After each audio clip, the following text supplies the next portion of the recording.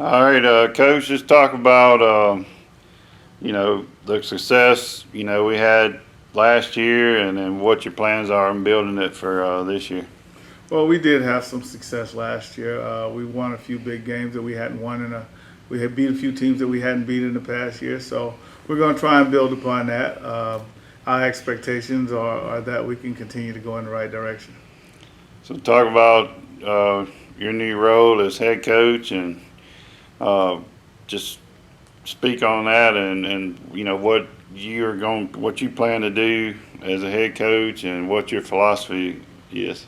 Well, speaking on becoming the head coach, the new head coach, it's a great honor. The decision was made by Dr. Haffey and the committee to hire me as the new head football coach, and I really appreciate them having the confidence and faith in me to get the job done. As a head coach, my expectations are for excellence. I'm a winner. I like to be a winner, and the team that I coach are going to be winners. So it keeps it pretty simple. So. Just talk about the lack of spring and Bulldog games where you build camaraderie, with those activities. And I don't know if that's something you're going to keep doing or not, but just talk about the lack of spring and what that would have meant to the guys. Well, spring helps you find out who you're going to have coming back. So it's a loss in that respect, but this is the way they used to do it back in the day. So I'm not really panicking about it. Football is football. You hope that you've done a good enough job recruiting that no matter how much time you have to prepare and get ready for the next season, you hope that you recruited the right guys that can pick up your scheme and learn what you're trying to do and put it into play. What about the offense? We've done really well the last 4, 5, 6 years. You see any changes on that, or people can expect to see what we've been successful at? We're going to continue to do what we've been successful with over the past few years. It's what's allowed us to even be competitive. So we may add a few wrinkles here or there, but traditionally we're going to continue to do what we've been doing. Your returning guys, they were a big part of Holmes being ranked #1 in the country last year. Just talk about those guys and what it means to have some guys coming in that are used to your offense and things that you like to do. Well, we have a few guys coming back on both offense and defense, but we're going to be pretty young all the way around. We've only got a few guys on the offensive side of the ball with any major game time experience, but the beauty of the offense is once they've learned it, they're going to move quickly into being veterans. This offense affords you that opportunity. Defensively, we got some guys coming in. We got a couple transfers, but not many. We got some good young guys coming in and a change of philosophy on the defense with Coach Gibson, and we're going to be attacking style on both sides of the ball. What about the just what everything we're going through? I mean, how can you keep the guys pumped up and focused? Started out as same schedule, end of August, then got moved to September, then it got moved to October. And I mean, what have y'all been telling them to try to keep them motivated? Well, we're just basically telling them we got to play when we have to play. There's nothing that you can do to control that, and those things that you can't control, you can't worry about. So whenever they tell us to kick it off and get ready to play, is what we're going to do. We're just preparing like we're going to play, and hopefully we will. But bottom line of it is we have no control over this situation, and if you want to play football, you're going to be ready when it's time to go. What the schedule is kind of the same subject, but the schedule's been cut to only division games when we used to playing 3 non-division games. I mean, everything counts, so that's a new mentality as well. Well, I think it's if you're talking to your guys about the right things, every game counts. It's a little bit more emphasis because they're all divisional games, but when it's all said and done, you should always tell them that every game counts. You can't afford to lose any of them, and that's the goal that we're striving for. So I'm not taking a different approach in that. I'm going to talk as if the first game is the only game that we're worried about right now, and then we'll move on after that. But as far as that goes, every game has always counted, and you want to win them all. Last year we had some big wins, and like you said, you expect to win every game, but we had big wins over Northwest and East, and then we lost that Delta game, and it kind of hurt real bad. So you think the sophomores will be hungry and they'll remember what that felt like? Well, I think anytime you are on the right path and you're doing well enough to put yourself in the driver's seat of the conference, then when you don't make it and you don't get in and you have a letdown, it ought to refocus you as to what you're doing and how your approach is. So I think that will be used as a motivational tool for the rest of the year, because you want to finish. You want to finish the game. You want to finish the season. You want to finish with a win. And last year we weren't able to do that. And hopefully that will be a motivating factor in what we do this year. Talk about your new coaches and your transition guys who moved to coordinator. You mentioned Coach Gibson. Just mention the rest and what their responsibilities are. Well, we have Coach Summers, who's the offensive coordinator and O-line coach, and I suspect that he will do. I know that he will do a great job for us there. Coach Edwards is the associate head coach, and he's defensive line, so he has a wealth of knowledge in that position, and he has a local aspect to him where he was coming in from Holmes Central, and he has a wealth of connections in the league and in the high school ball in the state. Coach Swears is coming in as a linebackers coach. He's worked with a friend of mine at another level, Kawaki Thomas, who's defensive coordinator, I think, at Panhandle State. But he's coming in and he's going to coach our linebackers. And Coach Taylor will be our A-backs and running backs coach, and he will do a great job for us. He's coming from more of a passing style of offense that will bring a few more things and dimensions to our passing game, and we'll be real focused on getting our A-backs to perform. Let's talk a little bit about, another aspect that you're going to have to deal with. We talked about that a little bit this morning when Colin came over without the mask, stuff like that. How important is it for the sophomore leaders and y'all just to do our part to make sure that we can get these games in? Well, everything's important. I mean, you have to follow the protocols, and you have to be super conscious of what's going on and what's required of you. If we don't all follow the rules, then we won't be playing. So nobody wants that. But you want to make sure that all the young men are safe. My first priority is keeping these young men safe and doing what I have to do as a head coach in a leadership role to make sure that they continue on the path of being safe. Not going to allow anything to jeopardize that for my student athletes or my coaching staff. So what can people expect out of you a little bit? Talk a little bit more about you, since this is your first head coach job here.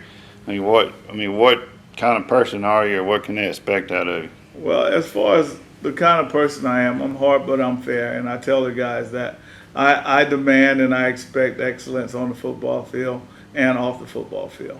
I'm a laid-back guy, but I do it in a manner that these young men can relate to, but I'm also a disciplinarian.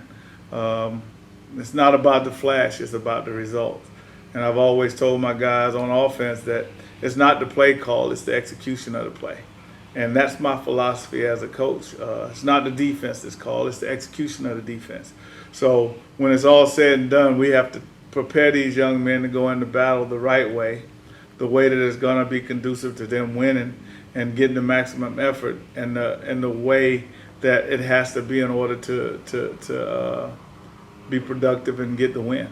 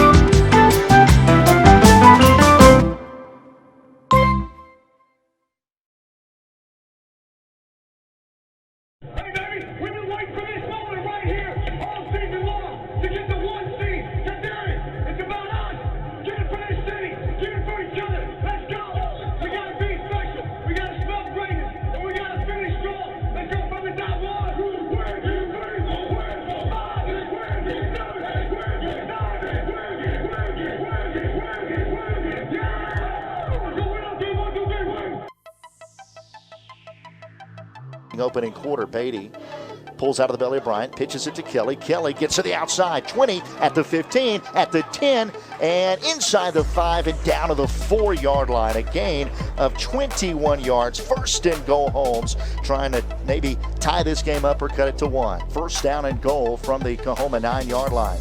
Handoff, Bankson, big hole, breaks free, touchdown Holmes. There it is.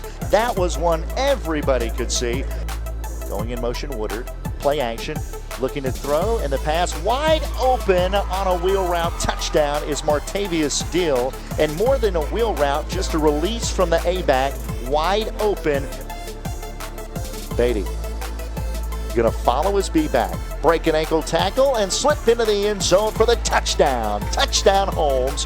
Beatty takes a snap, gives to Bryant. Bryant, big hole, Hill waltz in untouched for a Bulldog touchdown. Hurd this time gives to Bankson with a big hole, breaks a tackle, is into the open. At the 20, 15, 10, cuts back at the 5, touchdown Holmes. There we go, 6 more on the board, and Holmes is pouring it on. They've opened up a 41-16 lead with 12:35 to go. On first down and goal from the 1. It's Hurd on a quarterback follow. He'll walk in untouched. He had a couple of blockers in front of him. Touchdown Holmes. Colin, just tell us about last year. I know some of the guys probably were pumped up after those big wins over Northwest and East, but then we missed the playoffs. We didn't take care of business, later in the season against Itawamba and Delta. Just tell us a little, kind of reflect on last year just a little bit. Well, during the season, we all played hard. We gave it all we got. And the wins over East Miss or Northwest, those are pretty big for us because most people assume we would lose because, they East Mississippi or Northwest. But we proved many people wrong. But, yeah, we was upset. If we would have won against Mississippi Delta, we would have been in the playoffs for sure. So what will it take this year to replicate those wins and get the wins needed for the playoffs? In order for us to replicate what we did last year, we're just going to have to work hard. We just got to find a way, stop making excuses, and put in the work and just know what we're doing on and off the field. Talk about Coach Gibson taking over as defensive coordinator.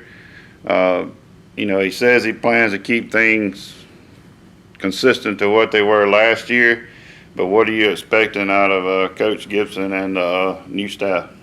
I'm looking forward to having Coach Gibson as a defensive coordinator. He's a smart man. He knows the defense, and he's going to try to keep the defense the same. We're going to run a couple new plays, and I'm pretty excited and looking forward to it.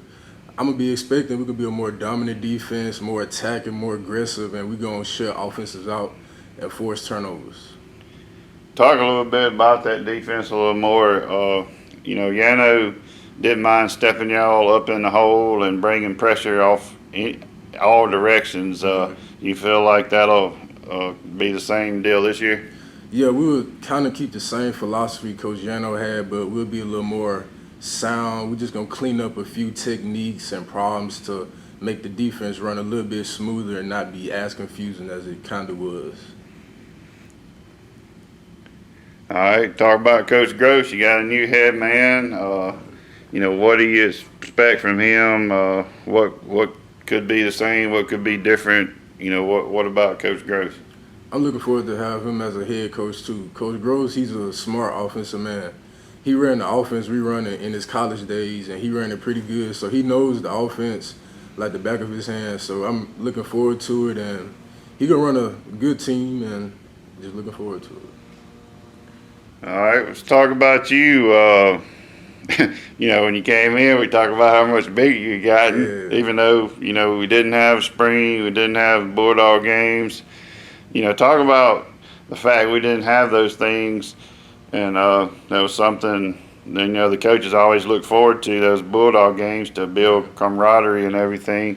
But, what are some of your feelings about missing spring? We know it can't be helped just because of the situation, but give me some feelings on that.